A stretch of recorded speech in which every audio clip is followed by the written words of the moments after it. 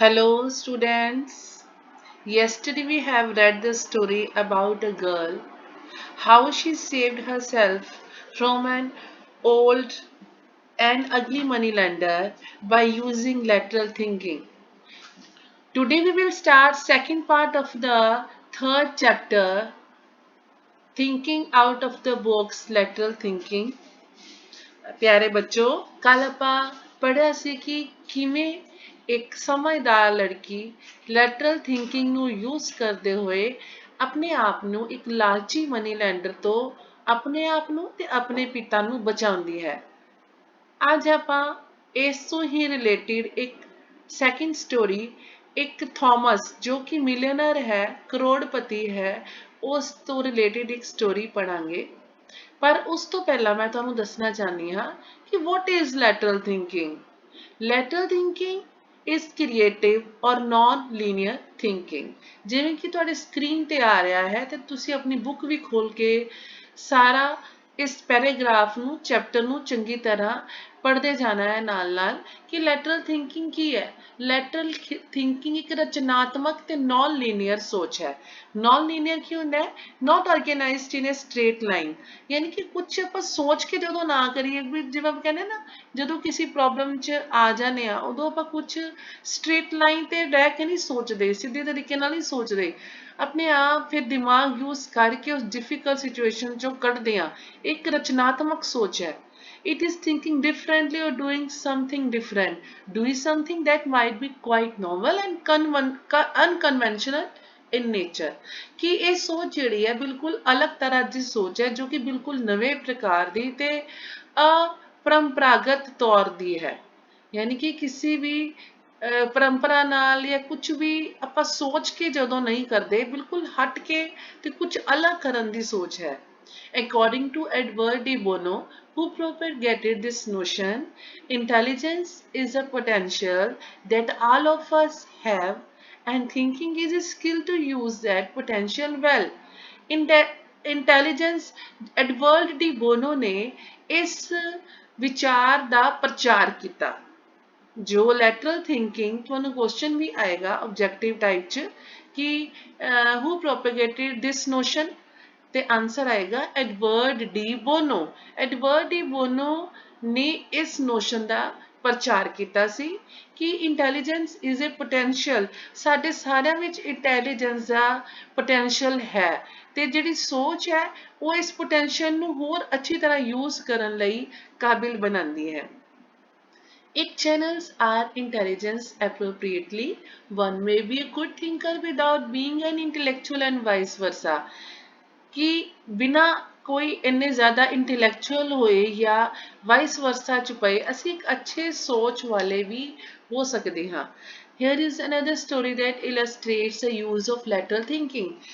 ਸਾਡੇ ਕੋਲ lateral thinking ਨੂੰ use ਕਰਕੇ ਫਿਰ ਇੱਕ ਨਈ ਕਹਾਣੀ ਸਾਡੇ ਸਾਹਮਣੇ ਆਂਦੀ ਹੈ ਜੋ ਕਿ ਇੱਕ ਮਿਲੀਅਨਰ ਜਿਸ ਦਾ ਨਾਮ ਥਾਮਸ ਸੀ, ਜੋ ਕਿ the wealthiest person of America, ਜੋ ਕਿ ਅਮਰੀਕਾ ਦਾ ਸਭ ਤੋਂ ਅਮੀਰ ਆਦਮੀਆਂ ਵਿੱਚੋਂ ਗਿਣਿਆ ਜਾਂਦਾ ਸੀ, ਉਸ ਦੀ ਸਟੋਰੀ ਬਾਰੇ ਸੁਣਾਂਗੇ।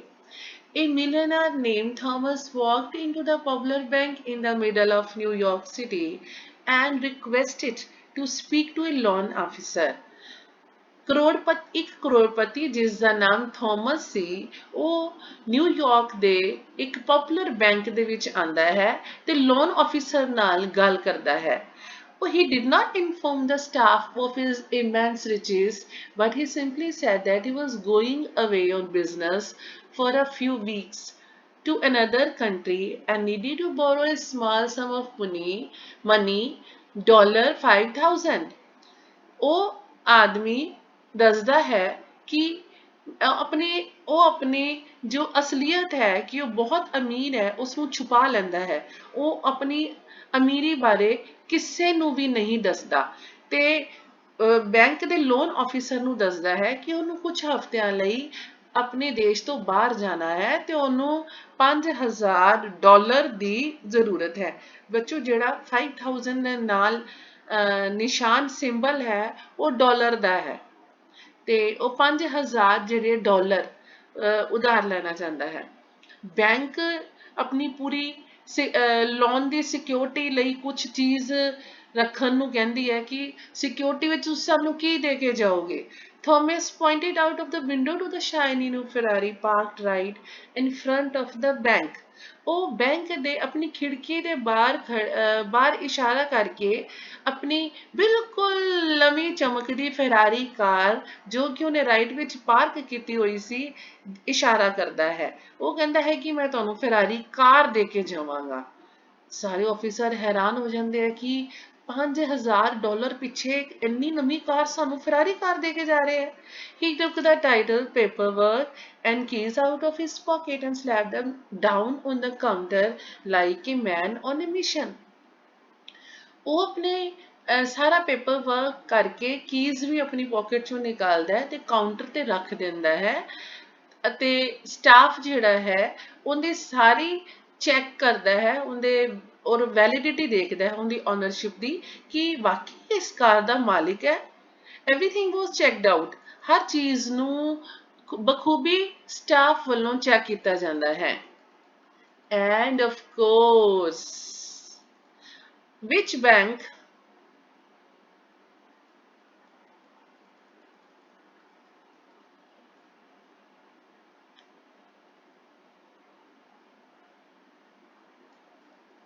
and of course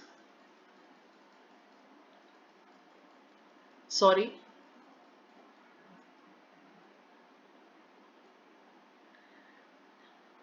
and of course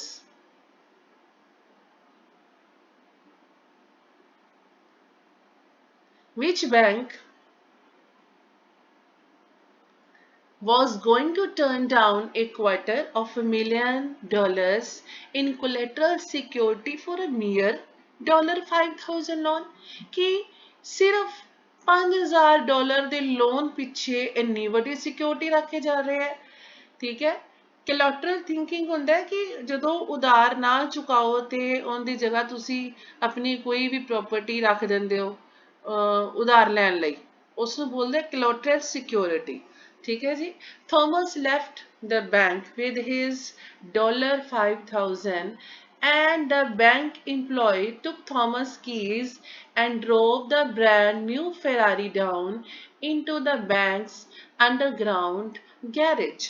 Thomas ਜਿਹੜਾ ਹੈ ਆਪਣੀ ਚਾਬੀਆਂ ਦੇ ਕੇ ਬੈਂਕ ਦੇ ਅੰਡਰਗਰਾਉਂਡ ਗੈਰੇਜ ਵਿੱਚ ਆਪਣੀ ਕਾਰ ਰਖਵਾ ਦਿੰਦਾ ਹੈ ਤੇ he assured Thomas ਜਿਹੜੇ ਬੈਂਕ ਦੇ EMPLOYEES ਸੀ ਉਹ ਥੋਮਸ ਨੂੰ ਵਿਸ਼ਵਾਸ ਦਿਵਾਉਂਦੇ ਹੈ ਕਿ it would be perfectly safe down there ਕਿ ਉਹ ਪੱਕਾ ਇੱਥੇ ਜਿਹੜੀ ਤੁਹਾਡੀ ਗੱਡੀ ਹੈ ਕਾਰ ਹੈ ਫੈਰਾਰੀ ਕਾਰ ਹੈ ਉਹ ਬਿਲਕੁਲ ਸੇਫ ਹੈ। Thomas then left the bank and caught his flight to his faraway land. Thomas ਨਿਸ਼ਚਿੰਤ ਹੋ ਕੇ ਬੈਂਕ ਨੂੰ ਛੋੜ ਕੇ ਚਲਾ ਜਾਂਦਾ ਹੈ, ਬੈਂਕ ਤੋਂ ਬਾਹਰ ਚਲਾ ਜਾਂਦਾ ਹੈ ਤੇ ਆਪਣੀ ਫਲਾਈਟ ਤੇ अब जिस देश च उन्होंने जाना होंदा अपनी यात्रा ते निकल जाता है। Anyway, 2 weeks went by and sure enough, the bank opened Monday morning to see Thomas stroll in and slap the $5,000 he had borrowed back on the counter plus the interest which was around $15. The loan officer asked for the car to be brought round to the front of the bank and then asked Thomas a question.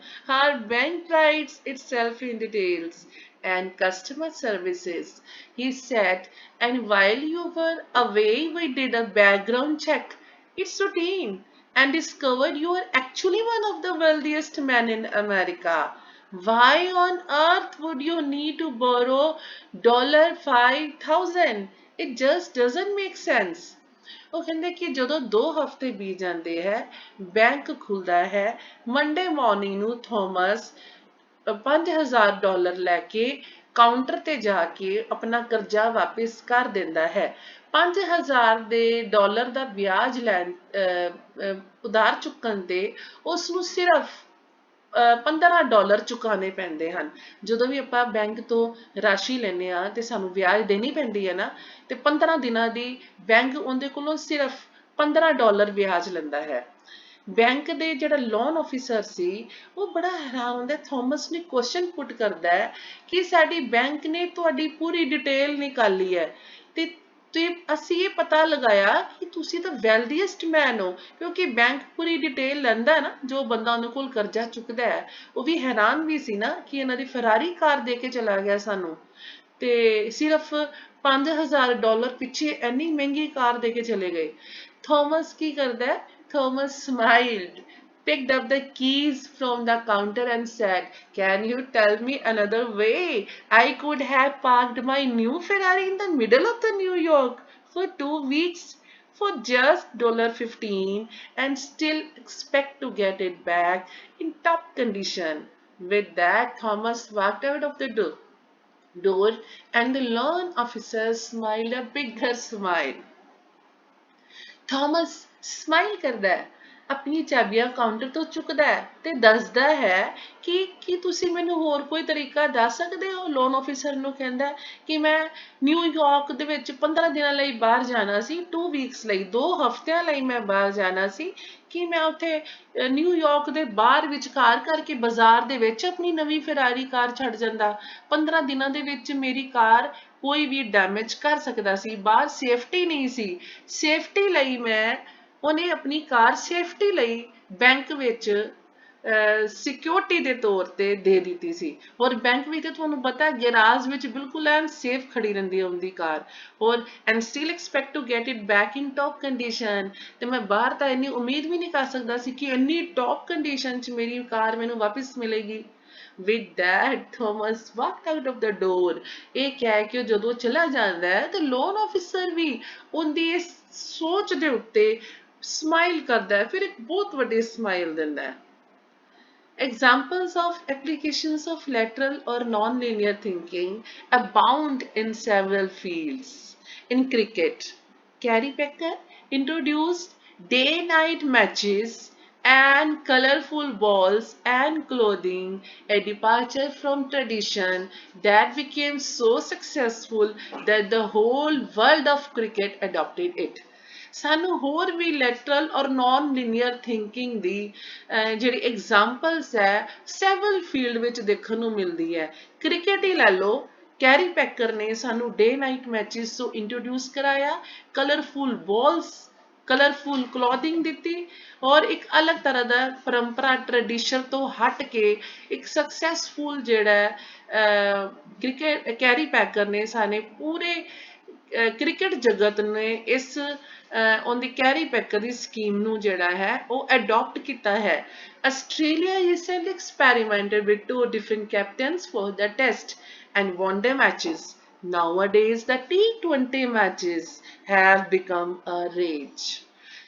Australia ਨੇ ਵੀ recently 2 ਕੈਪਟਨਸ ਨੂੰ ਅਲੱਗ-ਅਲੱਗ ਕੈਪਟਨਸ ਨੂੰ ਲੈ ਕੇ test ਤੇ one day matches ਤੇ ਵੀ experiment ਕੀਤੇ ਹਨ ਅੱਜਕੱਲ ਜਿਹੜਾ ਹੈ T20 ਮੈਚਸ ਜਿਹੜਾ ਹੈ ਉਹ ਬਹੁਤ ਪਪੂਲਰ ਹੋ ਰਿਹਾ ਹੈ ਲੈਟਰਲ ਥਿੰਕਿੰਗ ਐਕਸਪਰਟ वही बहुत पॉपुलर हो गया है lateral thinking expert Edward de Bono says with logic you start with certain ingredients just as in chess you start out with given pieces but what are those pieces lateral thinking ਦੇ ਜਿਹੜੇ expert ਹੈ ਜਿਨ੍ਹਾਂ ਨੇ ਸਾਨੂੰ ਇਹ notion ਦਿੱਤਾ ਹੈ ਜਿਨ੍ਹਾਂ ਨੇ ਸਾਨੂੰ ਇਹ ਵਿਚਾਰਧਾਰਾ ਦਿੱਤੀ ਹੈ ਉਹਨਾਂ ਦਾ ਕੀ ਨਾਮ ਸੀ ਐਡਵਰਡ ਡੀ ਬੋਨੋ ਉਹ ਕਹਿੰਦੇ ਹਨ ਕਿ ਜਿਵੇਂ ਤੁਸੀਂ ਉਹਨੂੰ ਐਗਜ਼ਾਮਪਲ ਦਿੰਦੇ ਚੈਸ ਦੀ ਕਿ ਕੁਝ ਜਿਹੜੇ ਚੈਸ ਵਿੱਚ ਪੀਸਿਸ ਦਿੱਤੇ ਗਏ ਹੁੰਦੇ ਨੇ you start with certain ingredients ਜਦੋਂ ਤੁਸੀਂ ਇੰਗਰੀਡੀਐਂਟਸ ਨਾਲ ਕੁਝ ਨਿਸ਼ਚਿਤ ਇੰਗਰੀਡੀਐਂਟਸ ਨਾਲ ਸਟਾਰਟ ਕਰਦੇ ਹੋ ਜਿਵੇਂ ਤੁਸੀਂ ਚੈਸ ਖੇਲਦੇ ਹੋ ਉਹਦੇ ਵਿੱਚ ਕਿੰਨੇ ਸਾਰੇ ਪੀਸਿਸ ਹੁੰਦੇ ਆ ਨਾ ਵਜ਼ੀਰ ਹੁੰਦਾ ਹੈ ਪਿਆਦੇ ਹੁੰਦੇ ਆ ਰਾਜਾ ਹੁੰਦਾ ਹੈ ਰਾਣੀ ਵੀ ਹੁੰਦੀ ਹੈ ਤੇ ਉਹ ਪੀਸਿਸ ਕੀ ਨੇ ਉਹਦੇ ਵਿੱਚ ਤੁਹਾਡੇ ਕੋਲ ਪੀਸਿਸ ਹੁੰਦੇ ਆ ਨਾ ਉਹਦੇ ਤੋਂ ਤੁਸੀਂ ਗੈਸ ਕਰਨਾ ਹੁੰਦਾ ਹੈ ਚਾਲ ਚੱਲਣੀ ਹੁੰਦੀ ਹੈ ਚੈਸ ਨੂੰ ਖੇਲਦੇ ਵਕਤ ਪਰ most real life situations ਇਹ pieces ਨਹੀਂ ਹੁੰਦੇ we have to just assume they are there ਸਾਨੂੰ ਤੇ ਸਿਰਫ assume ਕਰਨਾ ਪੈਂਦਾ ਹੈ ਜਿਵੇਂ ਉਹ ਲੜਕੀ ਫਸ ਗਈ ਸੀ ਉਸ ਸਿਚੁਏਸ਼ਨ ਵਿੱਚ ਥਾਮਸ ਮਿਲੀਅਨਰ ਨੇ ਆਪਣੇ ਦਿਮਾਗ ਲਗਾ ਕੇ ਆਪਣੀ ਕਾਰ ਨੂੰ 15 ਦਿਨ ਲਈ ਡੈਮੇਜ ਹੋਣ ਤੋਂ ਬਚਾਇਆ ਤੇ ਉਹਨੇ ਸਿਰਫ assume ਕੀਤਾ ਸੀ ਉਹਨੂੰ ਕੋਈ ਪੀਸਿਸ ਨਹੀਂ ਦਿੱਤੇ ਗਏ ਸੀ, ਮਤਲਬ ਉਹਨੂੰ ਕੁਝ ਚਾਲ ਚੱਲਣ ਵਾਸਤੇ ਕੁਝ ਦੱਸਿਆ ਨਹੀਂ ਗਿਆ ਸੀ, ਕਿਸੇ ਲਾਈਨ ਤੇ ਨਹੀਂ ਰਿਹਾ ਸੀ ਉਹ। ਇਹ ਨॉन ਲੀਨੀਅਰ ਥਿੰਕਿੰਗ ਹੈ ਨਾ, we have to just assume, we assume certain perception concepts and boundaries। ਸਾਡੇ ਫਿਰ ਕੁਝ ਨਿਸ਼ਚਿਤ perceptions ਹੁੰਦੇ ਆ, ਸਾਡੀ concepts ਜਿਹੜੇ ਬਾਉਂਡਰੀਜ਼ ਥੋੜਾ ਬਣਾ ਕੇ ਸਾਨੂੰ ਚੱਲਣਾ ਪੈਂਦਾ ਹੈ। one is ਜਿਸ ਤਰ੍ਹਾਂ ਉਹਨੇ $15 ਦਿੱਤਾ ਵੀ ਉਹਨੂੰ, ਆਪਣਾ ਵਿਆਜ ਵੀ ਦਿੱਤਾ, ਇੰਟਰਸਟ ਦਿੱਤਾ, ਤੇ $5000 ਜਿਹੜੇ ਆ ਉਹ ਰਾਸ਼ੀ ਜਾਣ ਕੇ ਉਧਾਰ ਲਈ, ਕੁਝ ਕਨਸੈਪਟ ਬਣਾਏ ਉਹਨੇ ਆਪਣੇ ਮਨ ਚ, ਪਰਸੈਪਸ਼ਨਸ ਬਣਾਈਆਂ, ਬਾਉਂਡਰੀਜ਼ ਰੱਖੀਆਂ, ਔਰ ਉਹਨੇ ਲਿਮਿਟ ਬਾਉਂਡਰੀਜ਼ ਮਤਲਬ ਸੀਮਾ ਦੇ ਵਿੱਚ ਰਹਿ ਕੇ ਉਹਨੇ ਉਹ ਪੈਸੇ ਵਾਪਿਸ ਵੀ ਕੀਤੇ। ਠੀਕ ਹੈ। one is always confusing condition thinking with creative thinking। ਅਸੀਂ ਹਮੇਸ਼ਾ ਕੰਡੀਸ਼ਨ ਥਿੰਕਿੰਗ ਨੂੰ ਜਿਹੜਾ ਕ੍ਰੀਏਟਿਵ ਥਿੰਕਿੰਗ ਦੇ ਨਾਲ ਮਿਲਾਉਂਦੇ ਆ, ਕਨਫਿਊਜ਼ ਹੋ ਜਾਂਦੇ ਆ ਕਿ ਕੰਡੀਸ਼ਨ ਥਿੰਕਿੰਗ ਕੀ ਹੈ, creative thinking ਕੀ ਹੈ। De Bono explains that lateral thinking is concerned not with playing with the existing pieces but with seeking to change those very pieces। It is concerned with the perception part of thinking। Edward de Bono ਨੇ ਸਾਨੂੰ ਦੱਸਿਆ ਹੈ ਕਿ ਜਿਹੜੀ creative thinking ਹੈ ਉਹ ਸਿਰਫ existing pieces ਦੇ ਨਾਲ ਕੰਸਰਨ ਨਹੀਂ ਹੈ, ਇਹ ਸਾਡੀ ਕੀ ਹੈ, ਪਰਸੈਪਸ਼ਨ ਪਾਰਟ ਆਫ ਥਿੰਕਿੰਗ। ਸਾਡੀ ਪੂਰੀ ਤਰ੍ਹਾਂ ਜਦੋਂ ਵੀ ਅਸੀਂ ਕਿਸੇ ਪ੍ਰੋਬਲਮ 'ਚ, ਕਿਸੇ ਐਸੀ ਸਿਚੁਏਸ਼ਨ 'ਚ ਫਸ ਜਾਂਦੇ ਆ ਜਿੰਦੇ 'ਚੋਂ ਨਿਕਲਣਾ ਸਾਨੂੰ ਬਹੁਤ ਮੁਸ਼ਕਿਲ ਲੱਗ ਰਿਹਾ ਹੁੰਦਾ ਹੈ, ਤੇ ਆਪਾਂ ਉਦੋਂ ਇਹ ਅਲੱਗ ਪ੍ਰਕਾਰ ਦੀ ਸੋਚ ਨਾਲ ਆਪਣੇ ਪਰਸੈਪਸ਼ਨਸ ਬਣਾ ਕੇ ਮਨ ਵਿੱਚ ਕਿ ਇਸ ਪ੍ਰੋਬਲਮ 'ਚੋਂ ਮੈਂ ਆਪਣਾ ਵੇ ਕਿਵੇਂ ਫਾਈਂਡ ਆਊਟ ਕਰਨਾ ਹੈ, ਤੇ ਉਹਦੇ ਵਿੱਚੋਂ ਜਦੋਂ ਨਿਕਲਦੇ ਹਾਂ ਉਸ ਨੂੰ ਲੈਟਰਲ ਥਿੰਕਿੰਗ ਕਿਹਾ ਜਾਂਦਾ ਹੈ। Dear students, please listen and watch my video again and again। Thank you। Have a great day। Bye bye।